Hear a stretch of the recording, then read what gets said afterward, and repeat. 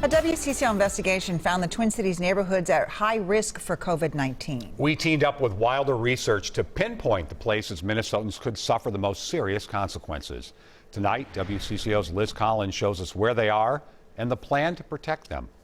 We really need that data to better understand how our communities are affected and can continue to be affected in the coming months. At Wilder Research, Allison Liuzzi tracks trends and issues that affect our quality of life. But never before have we seen that threatened quite like the way COVID-19 has. Knowing where there are potential higher risk communities means we can go in and create targeted strategies. The Wilder team came up with this map to answer that where. Neighborhoods in Minneapolis and St. Paul at high risk for the virus. 7 different risk factors landed different parts of the cities in red. Risks the CDC says could make COVID-19 more severe. Asthma, COPD, heart disease, stroke, obesity, diabetes, and kidney disease.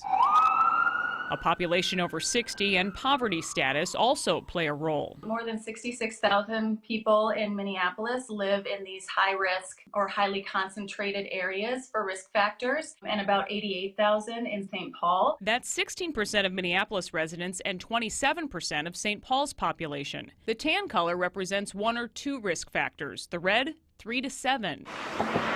Like the Near North neighborhood in Minneapolis and its Cedar Riverside, Camden, and Phillips communities. All have a higher number of risk factors for COVID-19 on their streets.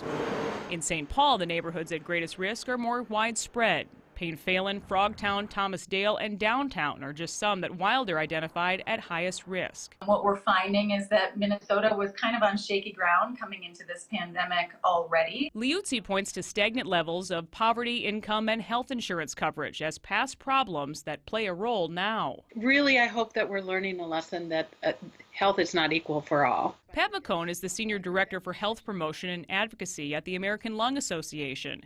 She says poorer neighborhoods are often more exposed to air pollution from industrial plants. McCone also points to research that shows African Americans suffer far more lung diseases like COPD and asthma. One of our mottos is, when you can't breathe, nothing else matters. And I think that so applies in the situation we're in today. When we look at the data that we have in Minnesota right now, we do see some disparities. In incident rates, the Minnesota Department of Health reports 24 cases of COVID-19 per 100,000 whites in the state, but 42 cases per 100,000 blacks.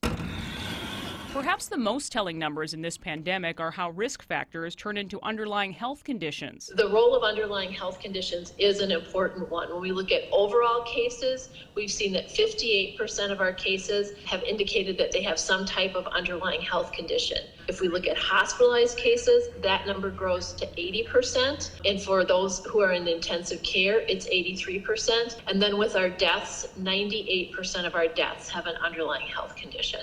It's why protecting those at high risk is considered priority number 1. The state knows targeted testing and surveillance will help in that fight. What they've done is a wonderful bit of information. Believing Wilder's research can be useful, where more information will move us all forward.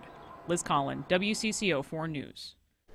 The cities of Minneapolis and St. Paul and Ramsey and Hennepin counties all provided us a look at how they're protecting vulnerable populations.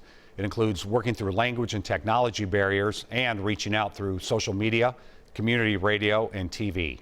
We've posted those efforts on our website. You'll also find more research Wilder just released on COVID-19. All of this is at WCCO.com.